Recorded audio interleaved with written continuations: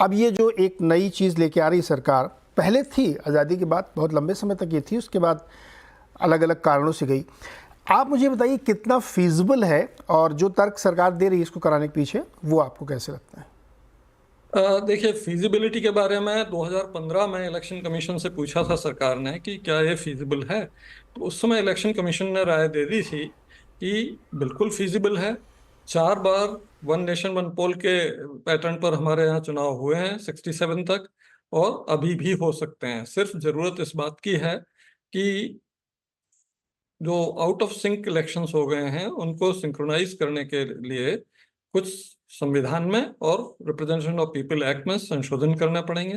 फिर कुछ इवेंचुअलिटीज जो विपक्षी दलों ने बताई हैं, उन इवेंचुअलिटीज को मद्देनजर रखते हुए कुछ संशोधन और करने होंगे, जिससे कि उनको भी फिर से सिंक में लाया जाए। अगर बीच में कोई सरकार गिर जाती है, विधानसभा भंग हो जाती है, तो उसको फिर से सिंक में लाया जाए और इलेक्टेड गवर्नमेंट ही थ्रू आउट रहे, ये सुनिश्चित करने की व्यवस्था रखी जाए। इन सब के लिए जो संशोधन करने हैं उनके बारे में इलेक्शन कमीशन ने राय दे दी थी, और ये भी कहा था कि कुछ लॉजिस्टिक्स अरेंजमेंट करने के लिए, जैसे ईवीएम वीवीपैट बनवाने के लिए और कुछ अतिरिक्त सुरक्षा बलों की जरूरत होगी, तो उनके लिए कुछ समय चाहिए होगा ताकि रिक्रूटमेंट हो सके और इनका मैन्युफैक्चर होके इनको परचेज किया जा सके। तो इन सब चीजों के बाद कोई दिक्कत नहीं, फिजिबल है। और इलेक्शन कमीशन की हमेशा से राय रही है कि वन नेशन वन पोल होना चाहिए। इनफैक्ट 80s में, अर्ली 80s में इलेक्शन कमीशन ने ही ये सुझाव रखा था कि जो आउट ऑफ सिंक हो गए 67 के बाद, इन्हें सिंक में लाने के लिए आप अमेंडमेंट्स कर दीजिए और हम इलेक्शन कमीशन जो है एक बार में ही विधानसभा लोकसभा के चुनाव एक साथ कराएंगे। अभी जो पूर्व राष्ट्रपति जी की अध्यक्षता वाली कमेटी है, उसमें भी मैंने अपनी राय रखी थी। और ये जो कहा गया है कि पंचायत, नगर पालिका, इन सबके चुनाव भी लगभग 100 दिन के अंदर होंगे। इनमें अलग अलग होने में कोई दिक्कत नहीं है, क्योंकि दोनों में इश्यूज बिल्कुल अलग हो जाते हैं। लोकल इलेक्शन जो है पंचायत लेवल का या नगर पालिका लेवल का, वो बहुत कंटेंशियस होता है। और सारे राज्यों में आपने देखा होगा कि इनमें जितनी हिंसा होती है वो किसी और चुनाव में नहीं होती। तो बाकी जो दूसरे राजनीतिक दलों के बिंदु हैं, उन पर विचार करना चाहिए, उन पे मत भिन्नता दूर करनी चाहिए, उन्हें ऑन बोर्ड लाना चाहिए, ताकि किसी के मन में किसी भी प्रकार का संशय ना रहे, और तब इसको अमेंडमेंट्स को आप अमली जाना पहना सकेंगे और इसको आगे ले जा सकेंगे। रावत जी, एक चीज़ बताइए, पहला इलेक्शन ये कह रहे हैं कि लोकसभा और विधानसभा का एक साथ हो जाए, उसके 100 दिन बाद लोकल बॉडी गवर्नमेंट्स के सारे इलेक्शन होंगे। और एक चीज़ और कही, मान लीजिए कोई त्रिशंकु विधानसभा बन गई, सरकार नहीं बन पा रही या किसी कारण से बीच में गिर गई, तो वो बाकी बचे टर्म के लिए फिर से चुनाव कराया जाए। तो अब चूंकि 100 दिन बाद फिर उतना ही बड़े पैमाने पर देश भर में व्यवस्था, लॉजिस्टिक्स के इश्यूज खड़े होंगे, तो आसान कैसे हो रही ज़िंदगी? आसान इस तरह से हो रही कि एक बार चुनाव हो गए, उसके बाद 5 साल तक कोई चुनाव नहीं। सिर्फ एक आध राज्य या जहां पे विधानसभा जल्दी भंग हो गई, वहां लिमिटेड पीरियड के लिए चुनाव कराना होगा। तो इसलिए व्यवस्था में सुधार तो डेफिनेटली होगा। जो पूरी सरकार जो है पैरालाइज हो जाती है, क्योंकि सारा स्टाफ, सारे सुरक्षा बल इलेक्शन में लग जाते हैं, और ये 2-3 महीने चलता है, कई फेजेस में होता है, 2-3 महीने चलता है। तो उससे सारे प्रशासनिक कार्यों पे असर पड़ता है। कितना असर पड़ता है इसकी एम्पिरिकल स्टडी हुई नहीं है, लेकिन असर पड़ता है। अब एक बार में चुनाव हो गए, बाकी जगह कोई चुनाव अब नहीं होना 5 साल तक, तो उससे सारे लोग फ्री होते हैं अपने काम पर फोकस करने के लिए। नेता भी कैंपेन में लगे रहते हैं, तो एक दूसरे से लड़ते झगड़ते नजर आते हैं पूरे 5 साल। अब 5 साल की जरूरत नहीं होगी, एक बार कैंपेन में लड़ लिया, झगड़ लिया, उसके बाद 5 साल अपना फोकस करके अपोजिशन ने अपना रोल अदा किया, सरकार ने अपना रोल अदा किया, और उससे हमारा लोकतंत्र चला। तो ये चीजें देखने की हैं। बाकी अभी कोई एम्पिरिकल स्टडी नहीं है कि इससे खर्चा कम होगा, इससे कोई फायदा होगा या नहीं होगा, ऐसा कोई एम्पिरिकल स्टडी नहीं है। खर्चा कम होगा इसकी अभी कोई एम्पिरिकल स्टडी नहीं है। राव जी, एक चीज़ और, मान लीजिए कोई सरकार गिर गई और 2.5 साल बाद, 3 साल बाद, तो व्यवस्था ये दी जा रही है कि बाकी बचे समय के लिए उसको चुनाव दिया जाए। क्या ये हमारे संविधान की मूल भावना के पक्ष में है, साथ सिंक में है, कि बाकी समय के लिए, क्योंकि जब भी चुनाव होते तो 5 साल के लिए होते हैं? देखिए, संविधान की मूल भावना यह है कि शासन जो है हमेशा चुनी हुई पार्लियामेंट या चुनी हुई विधानसभा के नियंत्रण में, उनके ओवरसाइट में सरकार चलनी चाहिए, बस ये मूल भावना है। तो हमेशा चुनी हुई सरकार बने, चुनी हुई विधानसभा हो, उसके अंदर अंदर ही सरकार बने, ऐसा होना चाहिए। किसी तरह का एग्जीक्यूटिव चीज नहीं होनी चाहिए कि राष्ट्रपति शासन है या वो है। तो मूल भावना तो सिर्फ यह है कि इलेक्टेड गवर्नमेंट हो, इलेक्टेड विधानसभा, इलेक्टेड पार्लियामेंट के अंडर में काम करे, और उसका पूरा पालन होगा इसमें। ओके, तो रावत जी कह रहे हैं कि पॉसिबल तो है, ये किया जा सकता है, लेकिन अभी कोई इसकी एम्पिरिकल स्टडी नहीं कि इससे खर्चों का कितना बेनिफिट होगा, लॉजिस्टिक्स की क्या क्या समस्याएं हैं। कोई आपको चिंता भी दिखती है रावत जी? पार्डन? कोई आपको दिक्कत भी दिखती है इसमें, जो आपको लगता है कि एक बड़ा इशू इसमें आ सकता है? दिक्कत सिर्फ ये दिखती है कि डेमोक्रेसी में जब तक सभी राजनीतिक दल ऑन बोर्ड ना हो और बहुत मुखर तरीके से वो विरोध कर रहे हो, ऐसे कदम उठाने से उनके मन के संशय, संदेह वो पुख्ता होते हैं, और वो डेमोक्रेसी के लिए ठीक नहीं होता। तो इसलिए जरूरी ये है कि इस बारे में उनके जो भी संशय हैं, जैसे उनका क्या है कि हमारे रीजनल इश्यूज खत्म हो जाएंगे, रीजनल पार्टीज खत्म हो जाएंगी, मुझे नहीं लगता। क्योंकि अपना जो है, आप लोकसभा का चुनाव देखिए, उस समय उड़ीसा में चुनाव अलग होता है और जी, विधानसभा और पार्लियामेंट का अलग होता है, दोनों के अलग अलग रिजल्ट भी आते हैं। तो इस तरह से वो संशय उनके दूर करने की प्रक्रिया चालू करनी होगी और उन्हें ऑन बोर्ड लाना होगा, तभी ये ठीक हो। ओके रावत सर, बहुत शुक्रिया हमारे साथ जुड़ने के लिए, और आपने विशेष समय हमारे लिए निकाला, बहुत बहुत धन्यवाद सर। चलिए अब आते हैं राजनीतिक चर्चा की तरफ। विजय त्रिवेदी जी, ये जो आपने दो बातें सुनी, एक तो क्या क्या हुआ तो खैर आपको ही पता ही होगा सर, दूसरा जो चुनाव आयुक्त रह चुके हैं उन्होंने कुछ अच्छी बातें भी नहीं और कुछ एक समस्या, लेकिन जो आखिरी में उन्होंने कहा कि आम राय और ओवरवेलमिंग आम राय नहीं है, तो मन की शंकाएं बनी रहेंगी। कि आपको कैसा लग रहा है वन नेशन वन इलेक्शन?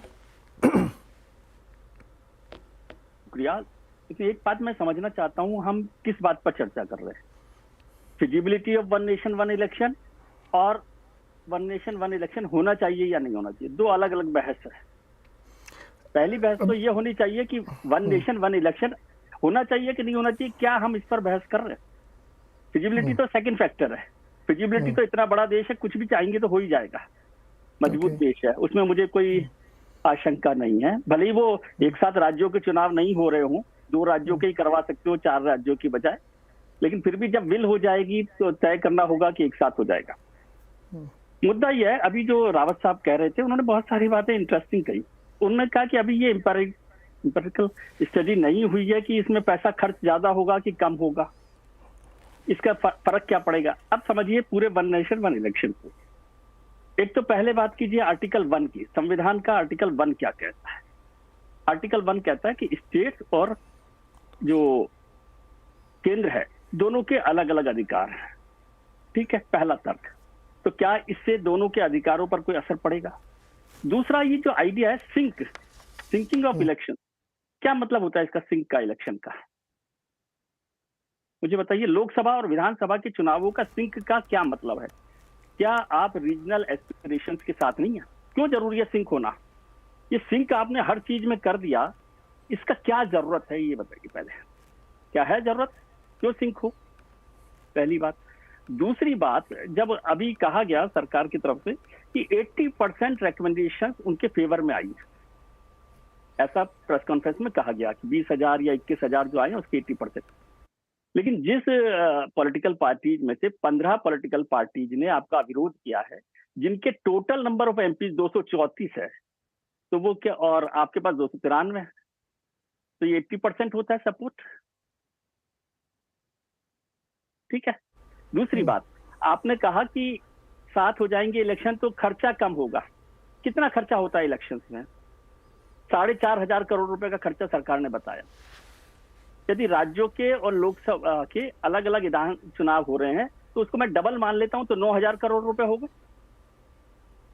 यही है ना, 9,000 करोड़ रुपए खर्च कर रहे हैं हम। 9,000 करोड़ रुपए 5 साल में खर्च कर रहे हैं, और 91 करोड़ वोटर हैं, यानी 100 रुपए हर वोटर के पर ईयर आपके पास आ रहे हैं। 5 साल में 100 रुपए एक वोटर खर्च कर रहा है हमारे इलेक्शन के लिए। ये क्या बहुत महंगा सौदा है? और चुनाव जो है हम विजय अच्छा जी। लोकतंत्र चाहते हैं या सस्ता लोकतंत्र चाहते हैं, ठीक है। और यदि इसको हमारे भारत सरकार के या विधानसभाओं के बजट के कंपैरिजन में देखें तो 1% भी नहीं होगा, यदि टोटल खर्चे को देखें तो, ठीक है। विजय जी, एक सवाल यहाँ पे जोड़ दें क्या, एक छोटा सा, जी हाँ बोलिए। एक उप प्रश्न जोड़ देते हैं यहाँ पे। बहुत सही मोड़ पे आप बहस को लाएं, क्योंकि प्रोसेस से मैं भी कह रहा हूँ कि जब आप करने के लिए तय कर लीजिए तो 2 चुनाव आगे 2 चुनाव सब मिला किए जाते हैं। प्रोसेस पे मेरा भी इतना ज़्यादा फोकस नहीं है।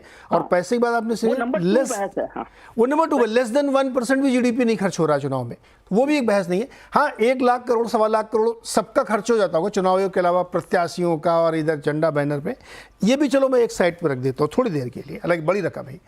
मूल प्रश्न मेरा ये है कि जैसे आप ये कह रहे हैं कि लोकतंत्र, सस्ता लोकतंत्र चाहिए कि उन्नत लोकतंत्र चाहिए।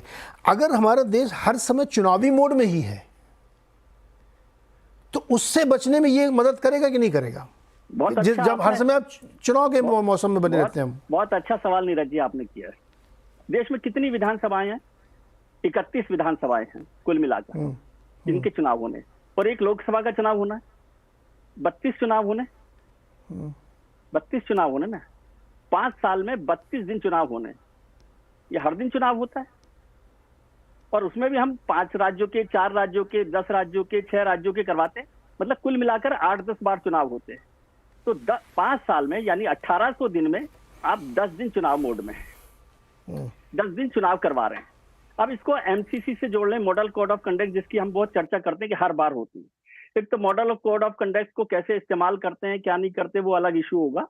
लेकिन जो मॉडल कोड ऑफ कंडक्ट देश भर के लिए लागू होता है वो लोकसभा के चुनावों के लिए होता है, तो 5 साल में एक बार लागू हो रहा है। राज्यों के जो है, हरियाणा के चुनाव हो रहे हैं तो उसका दिल्ली पर असर पड़ रहा है। अभी तो आपने आयुष्मान योजना का वो किया अनाउंसमेंट, किया ना। तो विधानसभाओं के चुनावों का मॉडल कोड ऑफ कंडक्ट पर कोई फर्क नहीं पड़ रहा।